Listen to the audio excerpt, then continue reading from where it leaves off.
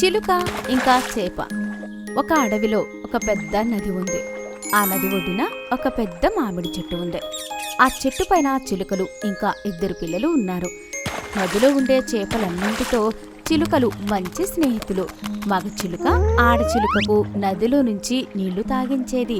ఇక చిలుకలు వాటికి మామిడి చెట్టు నుంచి మామిడి పండు తినడానికి ఇచ్చేవే. ఒకరోజు ఒక ఎర్ర చేప చిలుకతో అంటుంది, నువ్వెంత మంచిదానివి, నువ్వు రోజు చెట్టుపై నుంచి మామిడి పండ్లు తినడానికి ఇస్తావు. నువ్వు కూడా ఎంత మంచిదానివి, నువ్వు మాకు నదిలో శుభ్రమైన నీరు తాగడానికి ఇస్తావు. ఇప్పుడు మనందరం ఒక కుటుంబం అయ్యాము. కాని ఎర్రచేప చిలుకని అస్సలు నచ్చేది కాదు. దానికి కేవలం మగ చిలుకతో మాట్లాడడమే నచ్చేది. అటు నుంచి చిలుక ఎగురుకుంటూ వస్తుంది. ఇక అంటుంది, అవును చెల్లి, మనందరం ఒకే కుటుంబం కదా, ఇక నువ్వు ఎంతో మంచిదానివి. ఎర్రచేప చిలుకకు ఏ జవాబు ఇవ్వదు. ఇక కోపంతో వెళ్ళిపోతుంది. ఒకరోజు అడవిలోని నదిలో కొందరు జాలర్లు చేపలు పట్టడానికి వస్తారు. ఈ స్థలం బాగున్నట్టుంది. ఇక్కడ మామిడి చెట్టు కూడా ఉంది. ఇక్కడ చేపలు కూడా ఎక్కువే కనిపిస్తున్నాయి. వల వేసి ముందు మామిడి పండ్లు తింటాను. ఇక హాయిగా చెట్టు కింద కూర్చొని విశ్రాంతి తీసుకుంటాను. వలలో చేపలు కూడా పడతాయి. చెట్టు మీద చిలుక ఉంది. తాను ఆ మాటలు వినేస్తుంది. అయ్యో, ఇదేంటి, ఈ జాలరైతే నదిలో వల కూడా వేసేశాడు. ఇప్పుడైతే ఈ చేపలన్నీ ఆపదలో ఉన్నాయి. నేను ఏదైనా చెయ్యాల్సిందే. చిలుక చేపల్ని పిలుస్తూనే ఉంటుంది. ఎర్రచేప పిల్లలారా, ఓ ఎర్రచేప, ఎక్కడున్నారు మీరందరూ? చేపలన్నీ చిలుక దగ్గరికి వెళ్తాయి. ఇక ఎర్రచేప పొగరుతో ఉంటుంది. చిలుక మాట ఎందుకు వినాలి? ఇదైతే నాకు నచ్చనే నచ్చదు. దీని గొంతు కూడా నాకు నచ్చదు. చిలుక బాధపడుతూ మగ చిలుక దగ్గరికి వెళ్తుంది. ఇక విషయమంతా చెప్తుంది. పద పద, మనం వారికి సహాయం చేయాలి. నేనైతే చాలా సార్లు పిలిచాను, కానీ ఎర్రచేప పలకడం లేదు. నేను పిలుస్తాను. ఎర్రచేప, ఓ ఎర్రచేప, మీ అందరి ప్రాణాలు అపాయంలో ఉన్నాయి. మీరు నదికి వేరే వైపు వెళ్ళిపోండి. అలాగే అలాగే. ఎర్రచేప వింటుంది. చేపలన్నీ నదికి మరోవైపు వెళ్ళిపోతాయి. ఇక చిలుకలు కలిసి జాలరి వల అంతా కొరికేస్తాయి. జాలరి వచ్చి చూస్తే తన వల అంతా కత్తిరించి ఉంటుంది. ఇక అతను ఏమీ చేయలేక తన ఇంటికి వెళ్ళిపోతాడు. చేపలు బ్రతికిపోతాయి. ఇప్పుడు చేపలన్నీ ఇక్కడి నుంచి వెళ్ళిపోయాయి. జాలరి కూడా వెళ్ళిపోయాడు. అప్పుడే ఎర్రచేప వచ్చి అంటుంది, ధన్యవాదాలు చిలుక, నువ్వు మా ప్రాణాలు కాపాడావు. ధన్యవాదాలు నాకు కాదు, నువ్వు చిలుకకు చెప్పాలి. నన్ను తానే తీసుకొచ్చింది. నువ్వైతే తన చప్పుడే వినలేదు. ఎర్రచేపకు తన తప్పు తెలుస్తుంది. ఇప్పుడు తన చిలుకని ఇష్టపడుతుంది. ఇక వాళ్ళు మంచి స్నేహితులవుతారు. ఒకప్పటి విషయం. ఒక అడవిలో ఒక తెలివిగల నక్క తన భార్యతో కలిసి ఒక గుహలో ఉంటున్నాడు. అది తన భార్య తినడానికి రకరకాల వాటిని వేటాడి తీసుకొచ్చేవాడు. ఒకరోజు నక్క భార్య నక్కతో ఇలా అంటుంది, ఏమండి, వింటున్నారా? నాకు ఈరోజు ఎరుపు రంగు గల కోడిని తినాలని చాలా కోరికగా ఉంది. ఏ ఎరుపు రంగు గల కోడి? అదేనా? నది ఒడ్డున చెట్లలో ఉంటుంది. అవునవును, అదే. ఇక అడుగుతూనే ఉంటారా, లేక దాన్ని పట్టుకొస్తారా లేదా? అలాగే, నేను ఇప్పుడే వెళ్ళి తెస్తాను. నువ్వు కేవలం కోడిని ఉడకబెట్టడానికి నీళ్లను వేడి చేసి రెడీగా ఉండు. నక్క తన భార్యకు నీళ్లు మరిగించమని చెప్పి కోడిని పట్టుకోవడానికి వెళ్ళిపోతుంది. అది చెట్ల వెనకాల దాక్కుని కోడి బయటికి వస్తే పట్టుకుందామని ఎదురుచూస్తుంది.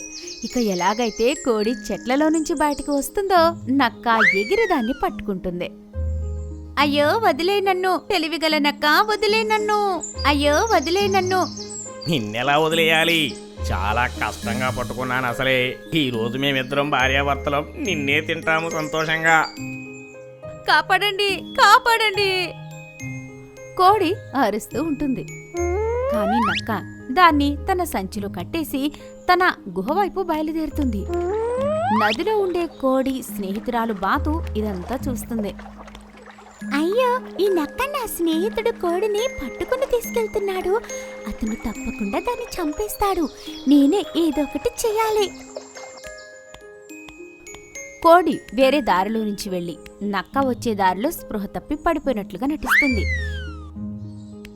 ఎలాగైతే నక్క అక్కడికి వస్తాడో దారిలో పడి ఉన్న బాతుని చూసి సంతోషిస్తాడు. అరే వా, ఈ రోజైతే నాకు లాటరీ తగిలినట్టుంది. కోడి సంచి లోపల ఉంది, ఇంకా ఒక బాతు దారిలో స్పృహ తప్పి పడి ఉంది. పదా, నేను దీన్ని కూడా పట్టుకుంటాను. నా భార్య సంతోషిస్తుంది. నక్క కోడి ఉన్న సంచిని కింద పెట్టి బాతుని పట్టుకోవడానికి ముందుకు వస్తుంది.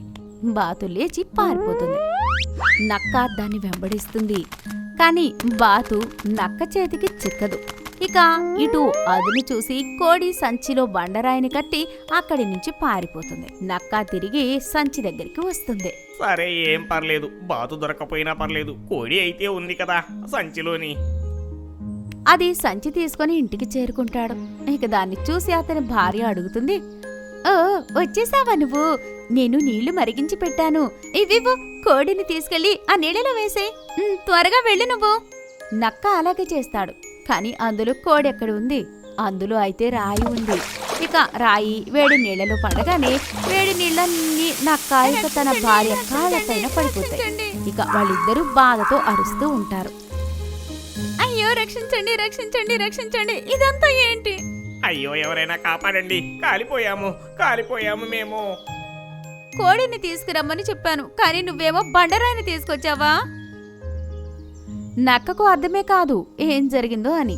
అందుకే అంటారు, మనకు ఎక్కువగా అత్యాశ ఉండకూడదు అని. బంగారపు హంస ఇంకా పొగరబోతు నెమలి. కొండపైన అడవి మధ్యలో ఒక అందమైన కోటలో ఒక బంగారపు హంసరాజు ఉంటున్నాడు.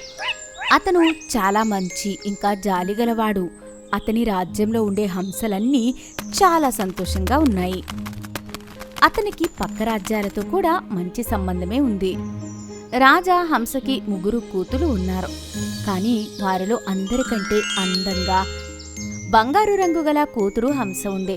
అతను తన హంస కూతుర్ని చాలా ప్రేమించేవాడు. ఓ నా ప్రియమైన కూతురా, నీకేం కావాలి? నాన్నగారు, నాకు ఈరోజు మోతీ తినాలనిపిస్తుంది. ఏంటి, నెమలినా? ఏం పర్లేదు, నీకోసం తీసుకొస్తానులే. రాజా తన కూతురు కోరికలన్నీ నెరవేర్చేవాడు. ఇక హంస పెద్దదైందే. అయితే రాజు హంస పెళ్లి కొరకు చింతించేవారు. పెళ్లి విషయం మాట్లాడగానే హంస తన తండ్రితో అంటుంది, నాన్నగారు, నేనే నా వరుణ్ణి వెతుక్కుంటాను. అలాగే తల్లి, నీ ఇష్టం. నేను పక్షి దేశాలన్నింటికీ పిలుపు పంపిస్తాను. కానీ నువ్వు ఒక్క విషయం గుర్తుపెట్టుకో, మన మంచి మర్యాదను అస్సలు మర్చిపోకూడదు. అలాగే నాన్నగారు. రాజు హంస తన పక్క దేశాలన్నింటికీ తన కూతురి స్వయంవరం కబురు తెలుపుతారు. స్వయంవరం రోజు వచ్చేస్తుంది. అన్ని పక్షి దేశాల రాజకుమారులు రెడీ అయ్యి హంస దేశానికి చేరుకుంటారు. అందులో చిలక రాజకుమారుడు, సారస్ రాజకుమారుడు, ఇంకా పక్క దేశ హంస రాజకుమారుడు ఉన్నారు. కాని దూరదేశ నెమలి చాలా అందంగా కనిపిస్తున్నాడు. ఇక అతనికి అది చూసుకుని చాలా పొగరుగా కూడా ఉంది. నెమలి రాజకుమారుడు ఆ యొక్క రెక్కల కారణంగా చాలా అందంగా కనిపిస్తూ ఉంటాడు. ఇంకా చాలా గర్వపడుతూ ఉంటాడు. బంగారు హంస రాజకుమారిని నేను పెళ్లి చేసుకుంటాను, ఎందుకంటే ఇక్కడ నాకన్నా అందమైన వాళ్ళు ఎవ్వరూ లేరు.